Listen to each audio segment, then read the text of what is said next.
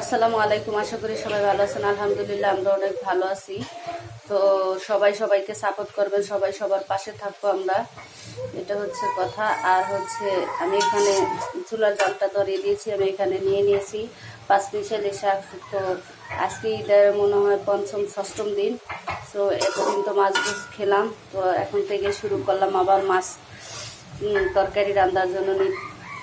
এই হচ্ছে কলমি শাক, সেচির শাক, মিষ্টি আলুর শাক। আর এখানে আমি দিয়ে দিচ্ছি কাঁচামরিচ, রসুন, পেঁয়াজ, লবণটাও দিয়ে দিয়েছি। তো আর যেহেতু এখানে কলমি শাকটাও আছে, সিদ্ধ হওয়ার জন্য আমি একটু পানি দিয়ে দিয়েছি। আর হচ্ছে আমি এই শাকটা পুরাই ফ্রেশ, এখনই সকালবেলা আমি বাসার পাশ থেকে তুলে নিয়ে আসলাম। আমার জানলা দিয়ে দেখা যায় অনেক রকমের শাক হয়ে আছে, সেখান থেকে আমি উঠে আনছি। তো শাকগুলো হতে থাক। আর হচ্ছে আমি আজকে অনেক ডাল রান্না করছি, মাছ রান্না করছি, আর এই শাক। সো আমি আলাদা আলাদা এই ভিডিওগুলো করি। যদি কোনো সময় ভালো না লাগে, ভিডিও বানাতে ভালো না লাগে, একদিনে 2-3টা করে রাখলে দেখা গেছে যে 2-1টা করে ছাড়তে পারি। তো সবসময় ভিডিও করা হয় না, একদিন করলে 2-3 দিন ছাড়ি। দেখুন শাকটার কী অবস্থা। কারণ যেটা চাষের শাক সেটা একটু দেখি তাড়াতাড়ি সিদ্ধ হয়ে যায়। আর হচ্ছে এই শাকটা একবার দেশি, যেহেতু এটা পানির না, শুকনো জায়গার শাক, সেক্ষেত্রে একটু সিদ্ধ হতে সময় নেই। তো দেখেন শাকগুলো সিদ্ধ হয়ে গেছে, কিন্তু এখনো হলা হলা আছে। আমি দুটাই শাকগুলোকে দুটাই একটু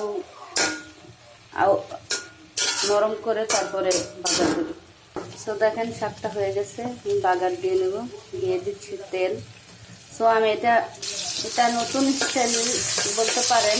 তো গ্রামের বাড়িতে আগে ছোটোবেলায় দেখতাম আমার নানি দাদিরা, মা চাচিরা, তারা হচ্ছে কি অল্প শাক থাকলে এভাবে এক পাশে করে শাকটাকে রেখে পরে বাগারটা দিয়ে দিত।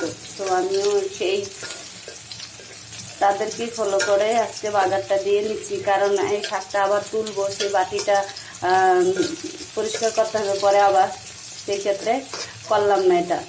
আর হচ্ছে দেখেন আমার ভিডিওতে মাঝে মাঝে আমি তরকারি রান্না করে বড় কড়াই থেকে ছোট সিলভারের কড়াইতে আমি ঢেলে রাখি। কারণ হচ্ছে কি, এই যে গরম, আবার গরম করে খেতে হয়, সেই কারণে আমি ভালো বাটিতে রাখি না।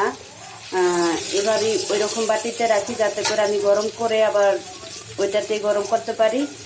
এই কারণে ওই রকম বাটিতে আমি তরকারিগুলো বাড়ি। আমি ভিডিও বানাচ্ছি দেখে, তাই জন্য একবারে সুন্দর বাটিতে সার্ভ করতে হবে, তারপরে দেখাতে হবে, ওইরকম কিছু মনে করি না আমি।